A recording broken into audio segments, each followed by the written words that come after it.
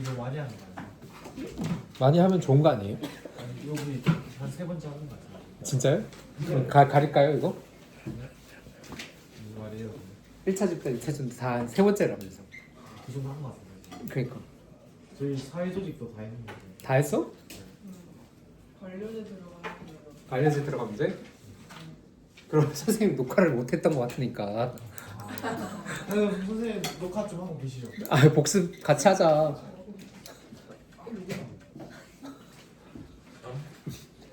1차 집단 어떤 집단이에요? 원초 집단이요. 원초 집단이 되어 있는데 성격이 어떠냐고 성격이. 성격이요? 응. 착한 거 같아요. 착한? 하긴 착해야지 만날 수 있지. 야 집단이란 게 뭐야? 집단이요. 어. 왜 집단이 뭐야? 집단. 2명 이상의 구성원이 모여 있는 거 그냥 모여있기만 하면 돼? 아니요? 그러면 소속감이나 공통의 관심사, 그래 공통의 관심사를 가지고 지속적으로 다 배웠다 진짜. 그래 아, 2명 이상이 모여서 소속감을 가지고 공통의 관심사로 지속적인 상호작용을 해야 집단이 될 수 있는데 1차 집단은 전인격적인 접촉이 필요하다. 그래서 사람을 그 자체로 사람을 만나는 것 자체로 집단이 형성되는 게 1차 집단. 근데 현대사에 1차 집단이 많다 그랬어요? 2차 집단이 많다 그랬어요? 안 했어요? 차집단. 왜 2차 집단이 많아? 지속적으로.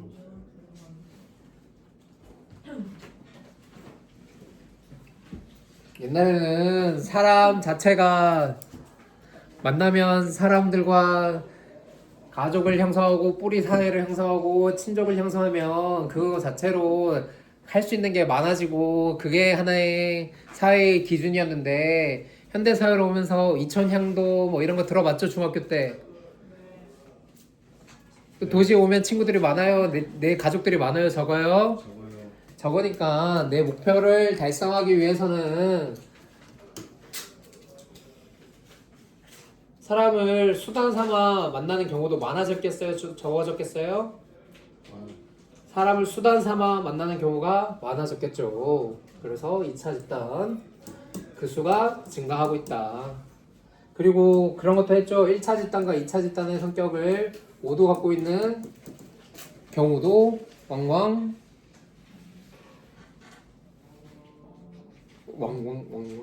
왕왕 존재한다 이런 말 안 했어요? 아니요. 했어요? 안 했어요? 안 했어요?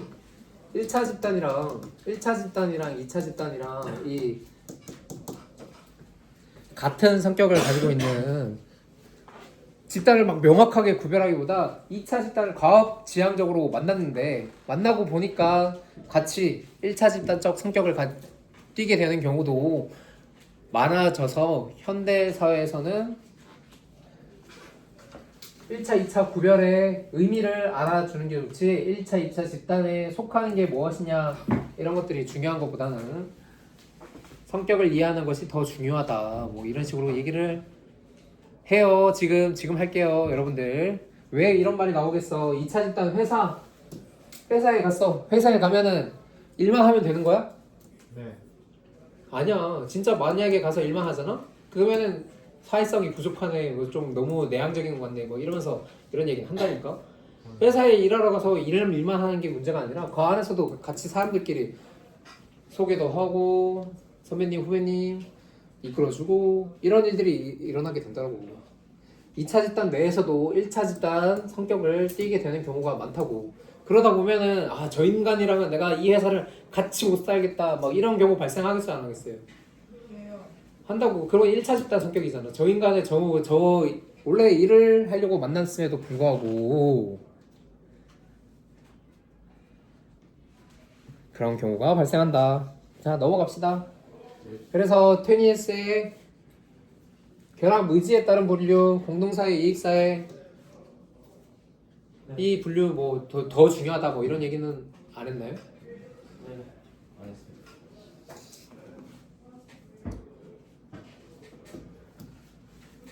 오히려 그렇게 되다 보니까 이 본질적 본능에 의해서 모여지는 집단인지 아니면 인위적으로 선택 의지에 따라서 형성된 집단인지 이게 더 중요하게 구별되더라. 아니 뭐 이 선생님의 생각이야. 선생님의 생각으로는 그렇다. 왜냐하면 이익사회라는 개념은 1차 집단, 2차 집단을 모두 포함하고 있는 개념으로 얘기를 할 수가 있을 것 같거든. 여기는 수단적인 관계가 중심이 되는 것도 친목도모와 같은 것도 전부 다 포괄해서 얘기를 한다고.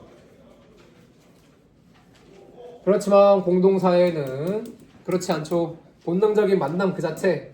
내가 아들을 만나는데 무슨 이유가 있어야 돼?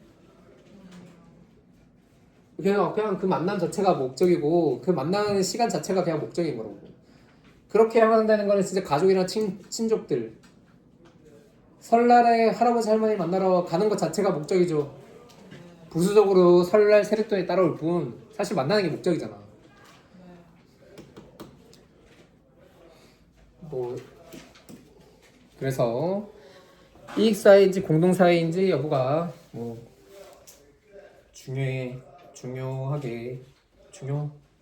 중요한가?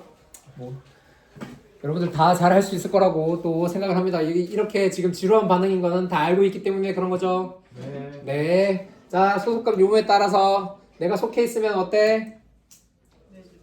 내 집단.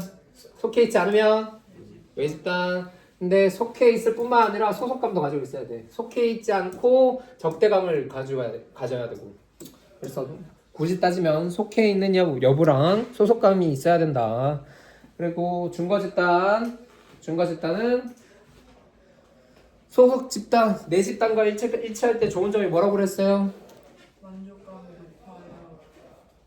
그 사회에서 그 집단에서 이탈하려고 해, 이탈 안 하려고 해.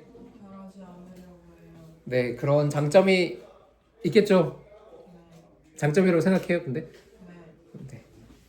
소속 집단과 준거 집단이 일치하지 않으면 어떻게 해요? 불만이 많아요. 이 소속 집단에 대한 불만이 많아지면서 소속 집단은 나랑 어울리지 않는다. 일탈 행동을 하거나 이탈하려고 하죠. 네. 네. 자, 사회 조직 다 했다고 하니까 사회 조직 그림 그렸어요? 여러분들? 네. 그림 어떻게 그려야 돼요? 이익사회. 그게. 그 다음에 그 속에 뭐가 들어있어야 돼요? 공식. 공식. 비공식. 공식? 비공식. 어디? 비공식은 어디야? 비공식 옆에. 옆에 비공식 이렇게? 아니 근데 이렇게 해서 겹쳐. 이렇게? 네. 비공식? 아 맞을 것 같은데. 못하겠다. 자발적. 자발적 결사체. 그 안에 비공식 이렇게. 이렇게 있는 거예요. 아 네. 잘못했다. 진욱이 오늘 또렷한데 뭔가 인상이? 머리 드라이기를 좀 신경 써서 하고 온 날이에요? 뭔가 머리 이발을 했나? 인상이 또렷해졌는데? 마스크 써서 그런 거 아니야? 마사지? 마스크 써서. 마스크 써서? 코가 안 보여서. 아 그래서 그런가? 아하. 자, 사회 조직은 대부분 뭐라 그랬어요? 정현아, 네. 사회 조직 대부분 뭐라 그랬어? 사회조직이요? 대부분 뭐라고요? 뭐죠? 뭐지? 공식 조직.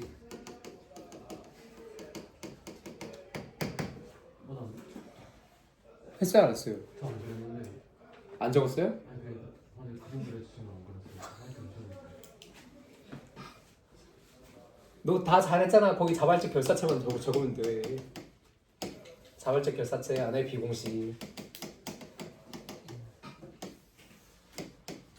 공식 조직. 사회 조직은 대부분 공식 조직이다. 그래서 사회 조직이라고 할 만한 건 공식 조직 뜻한다. 일반적으로 사회 조직으로 부르는 사회 집단은 다 공식 조직이라고 할 수가 있다. 그 비공식 조직의 대표적인 예는 사내, 동호회 이런 것들이 비공식 조직의 대표적인 예로 비공식 조직에는 아무나 가입할 수 있어요, 없어요? 있어요. 잠깐만. 아무나 가입할 수 있어? 사실이니까 있네요. 아니야. 그 여기 하나의 장벽은 있잖아. 딱 관심사. 같은 관심사를 가진 같은 공식 조직 구성원이어야 돼. 와우. 아, 우리 학교 동아리에 다른 학교 학생들이 마음대로 가입할 수 있어 없어? 없다고. UMA 아무나 다른 학교 학생도 받아줘요? 아니요. 그래서 가입과 탈퇴가 그나마 장벽이 하나 쳐져 있다는 점에서 자발적 결사체랑 차이가 나는 부분이 있다. 알겠죠? 네, 자발적 결사체로 넘어갈게요. 공통의 관심사나 목표를 가진 사람들이 자발적으로 결사하는 집단. 자발적 결사체 왜 중요해요? 이 예시 뭐가 있었어요? 사실. 그 자아실현.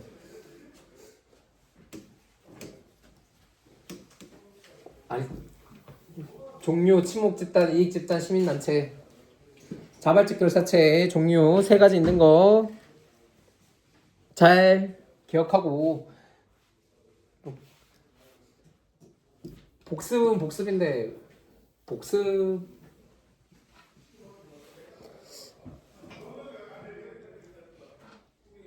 이해되고 있는 거 맞아요? 네. 자발적 결사체의 자기의 자아 실현을 위해서도 2차 집단 비중의 확대로 인간 소외가 증가했다 이런 말들 무슨 말인지 알까요? 네. 뭐 친목 부모 사람들. 그래 틀린 말은 아니야. 소외된 인간들끼리 이렇게 소외되게 살 바에는 같이 모여서 살자. 같은 취향을 가진 사람들끼리 같이 모아보자. 이렇게 해서 자발적 결사체가 늘어난 거니까 틀린 말은 아니다. 이익사회랑 이익집단 같아요 달라요? 달라요. 달라요. 어떻게 달라? 의도적이고 있어요. 이익 집단은 의도적이죠.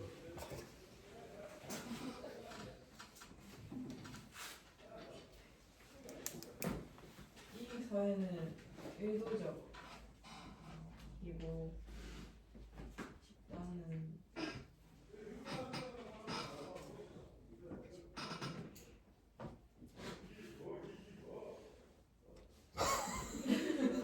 집단은 저요.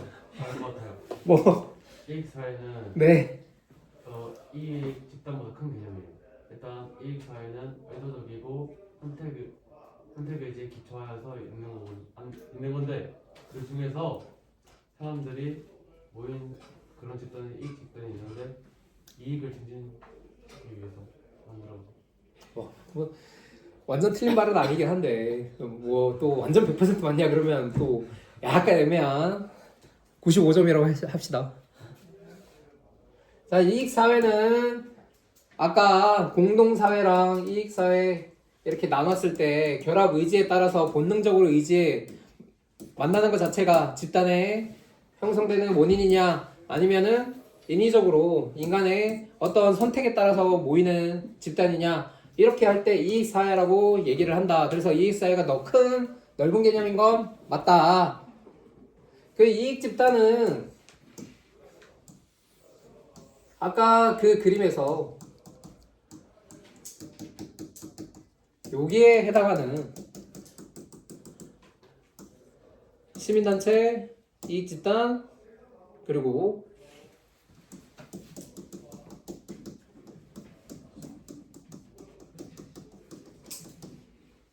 배터리가 없어. 어떻게? 이거 진짜 뭐야? 12시에 끝냅니다. 어떻게? 자, 이익집단, 시민단체, 그리고 총 동창회와 같이 공식 조직임에도 자발적 결사체 성격을 갖는 것들이 있다. 그때 이 집단 얘는 정말 자기들 이익을 위해서 모인 집단, 이익을 대변하기 위해서 형성된 집단을 이익 집단이라고 특정 지어서 소개를 해요.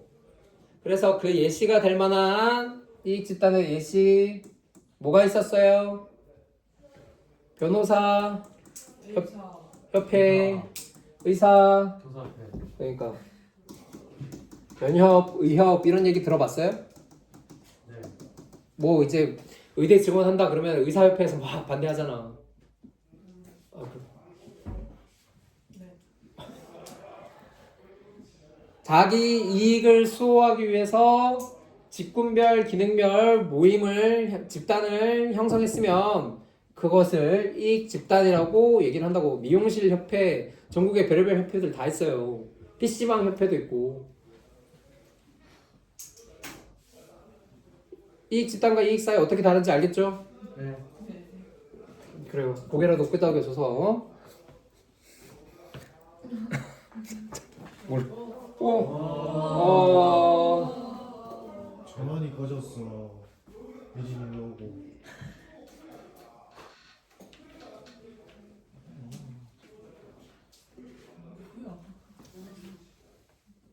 아, 그래서 배터리가 4%예요. 충전하고 있는데 충전이 짧고 있는 그거 왠지 거기에 붙어있는데? 진짜 뭐 어떻게든 되겠지. 안 돼? 안될 것 같아요. 자, 관료제랑 탈관료제로 넘어갑시다. 이제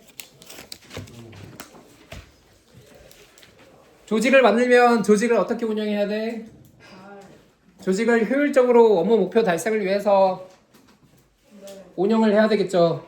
그래서 조직을 어떻게 운영하는 게 효율적인가를 봤더니 관료제로 운영하는 게 가장 효율적이더라. 계속 꺼지는데? 이게 배터리가 없으면 원래 배터리가 없으면 그래요. 전 제가 선생님 아까 한번 가봤어요. 고치면 되지? 물로 바꿀 건데요. 그래서 벨트 있어요. 제가 미러링 할까요? 너 해봐. 야 갤러리 좀 들어봐.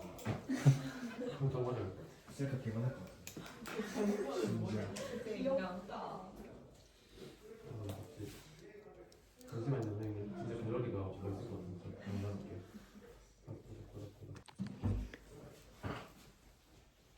자, 관료제로 운영하는 게 효율적이더라 라고 해서 관료제 운영하는 건 자,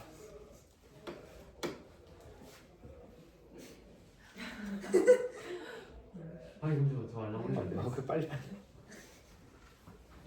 조직의 규모가 커지면서 효율적이고 안정적으로 업무를 수행하기 위해서 관료제를 했다. 이 관료제의 특징 첫 번째는 분업, 업무의 전문화와 세분화. 분업을 하는 거야.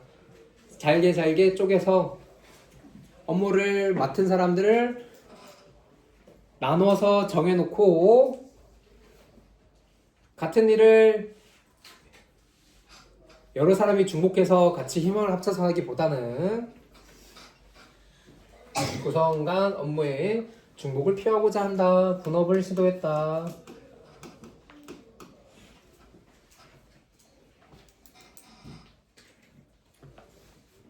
이 분업하는 데 있어서 가장 효율적인 건 분업을 할 업무를 정해줘야 되겠죠. 네. 그럼 위에서 넌 이거 해, 넌 저거 해 이렇게 컨트롤 다 해줘야지. 그래야지 분업해서 맡은 사람이 그 일을 나는 그 일만 하면 돼. 회사에 출근했어. 그럼 회사에 출근하면 그 일만 그냥 이렇게 하면 되는 거야. 아무 생각 없이.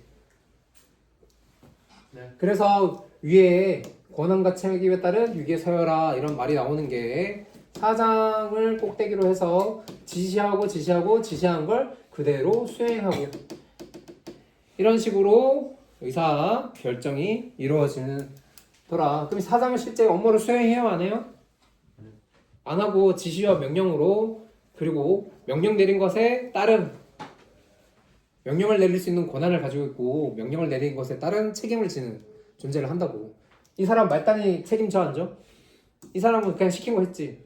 책임 안 지고 이 사람이 책임지고. 그래서 지위에 따라서 권한과 책임을 하고 의사결정 혼란을 피한대. 어떻게 혼란을 피하겠어? 한 사람이 의사결정을 독점해 여러 사람이 다 같이 해? 무슨 독점? 사장 여기 꼭대기에 있는 사람이 독점해서 지시를 한다고. 이것을 하향식 의사결정이라고 합니다.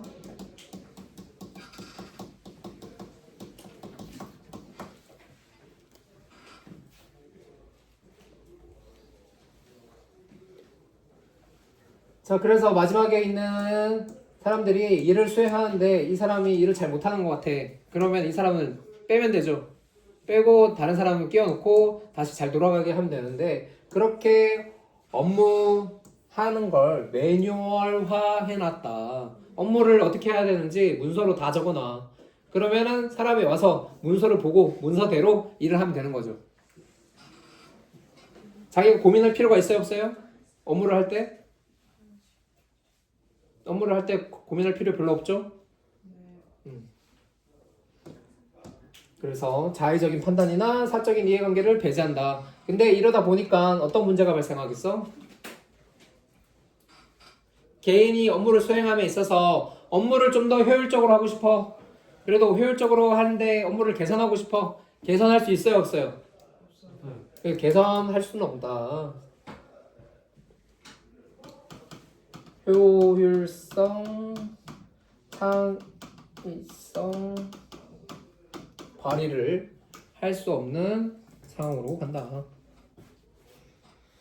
지위 획득의 공평한 기회를 보장하더라 라는 말은 공개적인 이때 관료제에서는 밑에 업무를 수행할 사람을 공개적인 경쟁 방식에 따라서 일정한 자격을 갖춘 사람들을 구성원으로 선발한다 라고 하는데 현재 공무원 시험들이 대표적인 예죠.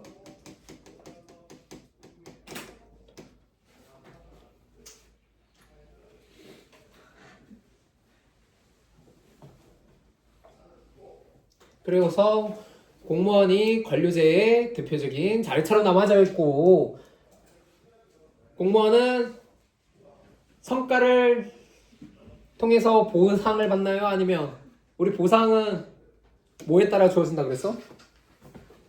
없죠. 없죠?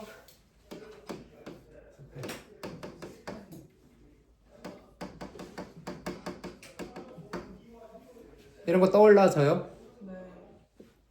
보상은 역할 행동에 따라서 주어지는 거.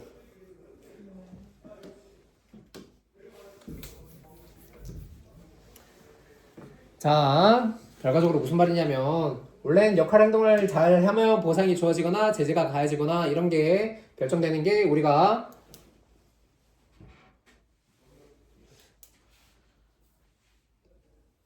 배웠던 내용인데 여기서는 업무를 얼마나 잘하고 못하고가 중요한 게 아니라 업무 경험이 중시하여 연공서열에 따라서 보상하고 신문을 보장한다. 연공서열 2005년에 들어왔는지 6년에 들어왔는지 7년에 들어왔는지 이 순서에 따라서 승진한다고. 왜냐하면 업무를 수행할 때 있어서 이 사람이 업무 매뉴얼을 잘 지켰는지가 역할로서 보여야 되어 있으니까. 그럼 매뉴얼을 잘 지켜서 수행하기만 하면 그러면 다 그대로 똑같이 승진하는 구조로 설계되어 있는 게 관료제다. 이해 되죠? 안 되나요? 돼요. 넘어갈까요? 순기능 업무를 수행하는 데 있어서 생각할 필요 있어 없어? 없어요. 그래서 개인적 특성, 구성원의 변동 이런 거와 상관없이 업무를 안정적으로 지속성으로 예측 가능성 있게 계속 할 수 있다. 그래서 이런 걸 생각할 때 공장 이런 거 생각하면 돼요. 공장 컨베이어 벨트 위에 공장 이렇게 나사 쪼이고 있는 역할을 하는 사람 이런 사람들 나사 쪼이는 역할을 업무로 정해놓고 그럼 그 사람은 업무만 계속 쪼이면 나사만 계속 쪼이면 되는 거야. 그 개인적 특성 중요해 안 중요해? 안 중요하다고. 그리고 업무에 대한 책임 소재의 명확성이 높다. 왜 높겠어요? 분업이 되어 있으니까. 학교에서 선생님은 동아리 역할을 맡고 있는데 동아리가 잘못 돌아가고 있어. 그럼 누가 잘못한 거야? 동아리 담당하는 사람이 잘못했겠지. 이런 식으로 분업한 만큼 업무에 대한 책임 소재가 명확하게 되어 있다고.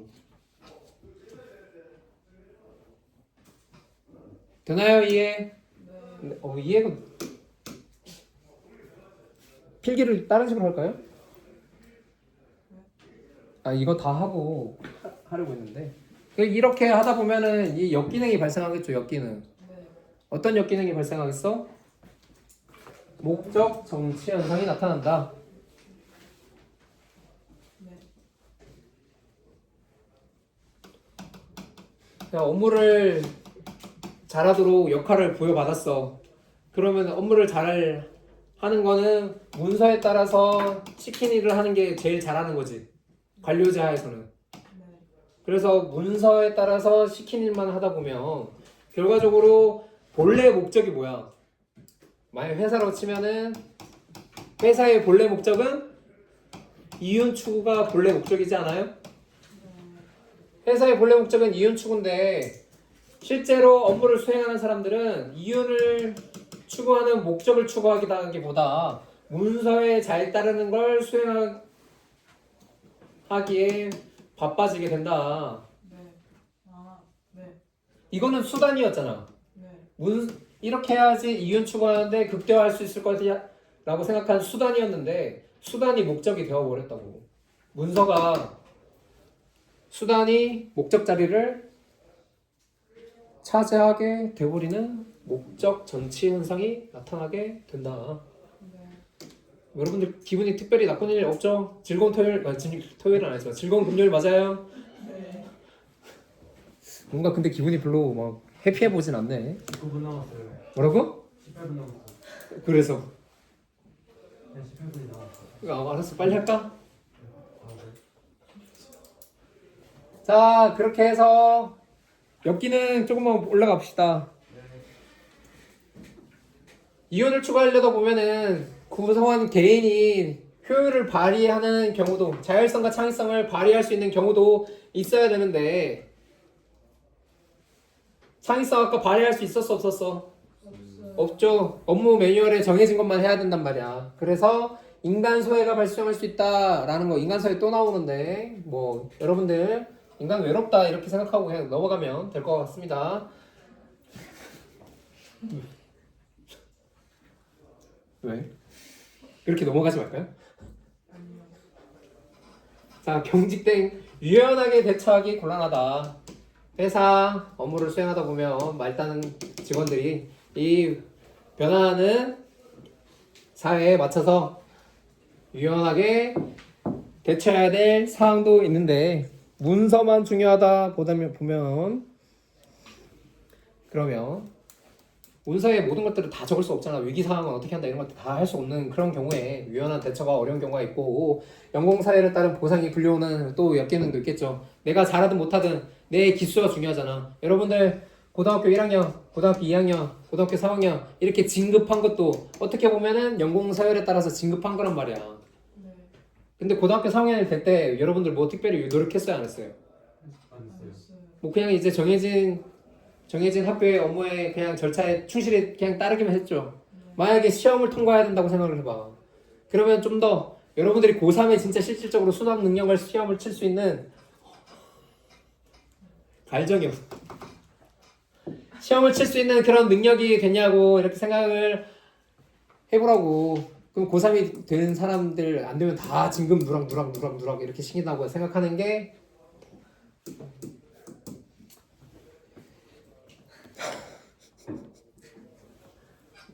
그게 이제 문제라고. 오히려 아무것도 안 하게 된다. 아무것도 안 하게 된다.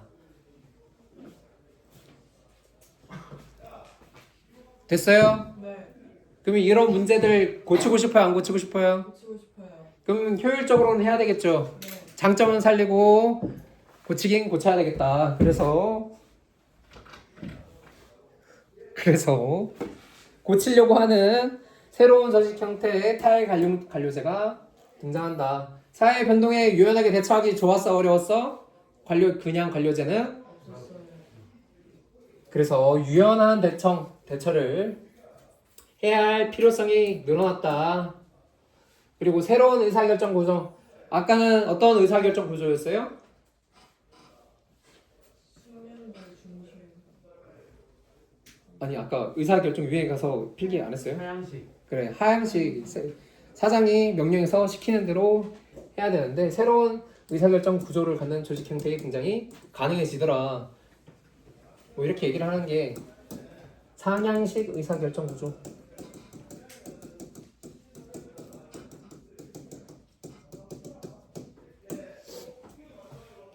상향식 의사결정은 뭐야?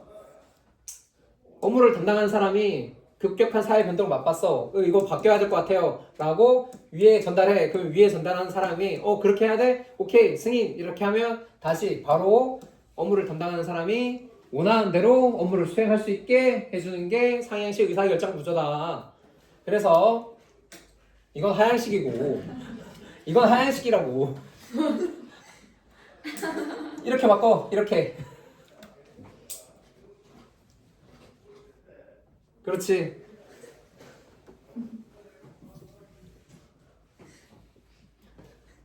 해라 말고 오케이. 수락으로 바꿔. 수락. 해라는 하향식이랑 똑같잖아. 맞네. 자, 상향식 의사결정을 하려면 어떻게 해야 돼? 수평적 조직체계. 비교적 중간관리자들이 많아야 되고 적어야 돼요. 사장한테 직접 내 의견을 전달할 수 있는 그 중간관리자의 수 적어야 된다.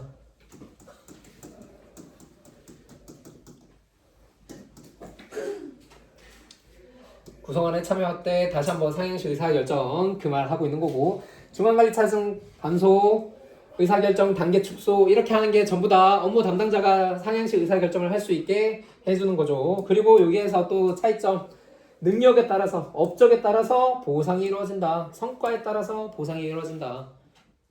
얼마만큼 이윤을 가져다 주는가, 이걸로 보상이 이루어진다. 그러면 들어오는 순서가 중요해? 성과를 보이는 게 중요해? 성과를 보이는 게 중요하다고. 들어오는 순서 같은 거 안 중요해. 그래서 05, 06, 07 있다 그러면 얘가 성과를 제일 많이 냈으면 좋겠지만, 얘가 성과를 제일 많이 내면 얘가 팀장 할 수 있겠어 없겠어? 팀장 할 수 있는 게 타일 관료제라고.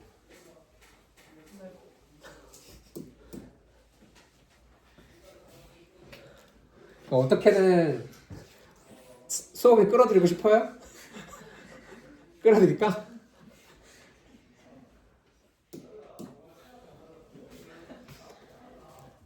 자, 그러면 팀제 네트워크형 조직 이렇게 있다는데 이걸만 하고 끝내도록 합시다, 여러분들.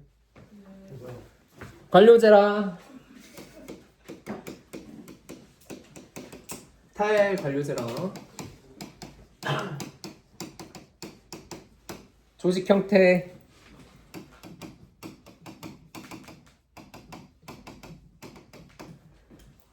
관료제는 어떤 형태라고 말을 해요? 계속 선생님이 삼각형을 배웠죠.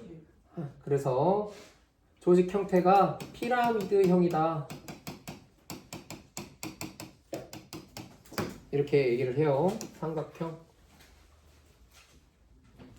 사장의 의사를 효율적으로 전달하기 위한 피라미드형. 중간관리자 수 많겠어요? 적겠어요? 많아요. 엄청. 중간관리자를 또 관리하는 사람들 또 있고, 이런 식으로 형태가 나눠져 있다. 높은 사람, 낮은 사람 위계서열이 명확하죠. 타일관료제는 어때요? 팀제, 네트워크형,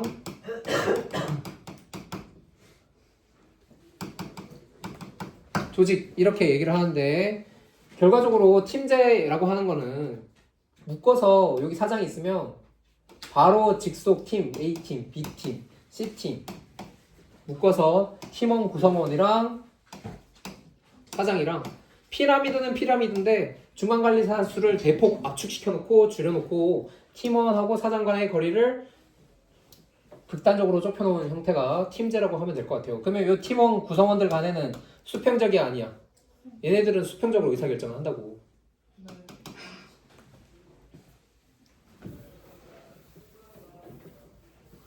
자, 그 다음에 운영 원리.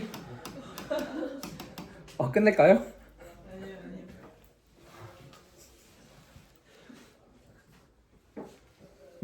뭘 쓰는 거야? 이거요. 이거 아직 끝나지도 않았는데? 이거요. 끝났어요? 네. 저요.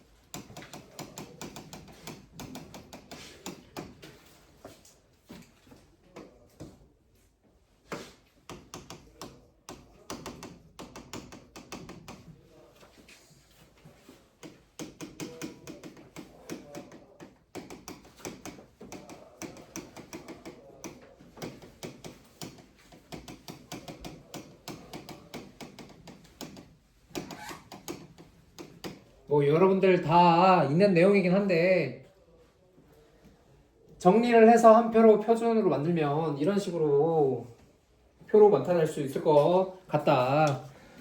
하향식 의사결정을 다뤄보려면 상은 명하고 하, 달, 하 쪽으로 더 전달한다. 상명하달. 상향식은 하의 상달. 하부에서 결정하고 위로 전달한다. 이렇게 얘기를 하는 거라고. 그리고 연공서열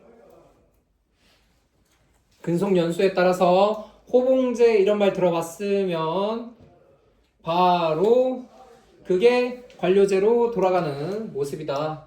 이렇게 얘기를 할 수 있고, 지금 근데 여기에서 중요한 건 관료제와 탈관료제의 요 한편에 이렇게 적어놨으면 공통점은 뭐가 있겠어요?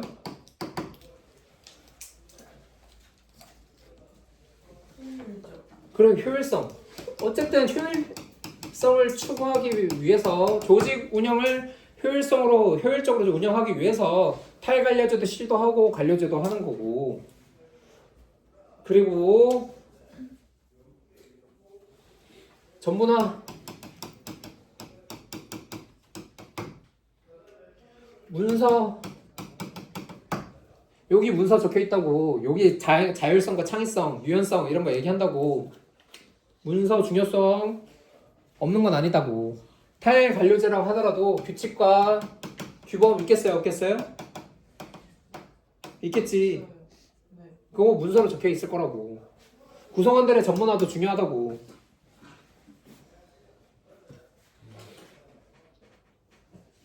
그리고 공식 조직에서 대부분 운영 원리로 채택하고 있으니까 둘 다 탈관료제 또한 공식 조직을 운영하는데 쓰는 거고, 공식 조직이니까 이익사회일 거고 2차 집단적 성격을 띠고 있을 것이다. 이런 것들 여러분들 알 수 있겠나요?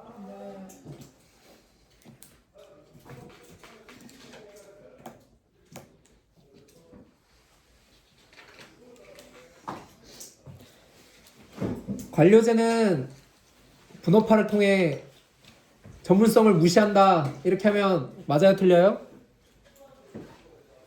틀려요. 그래요. 자, 여기까지 하고 다음 시간에는 일탈 행동으로 넘어가도록 하죠. 사회 구조와 일탈 행동.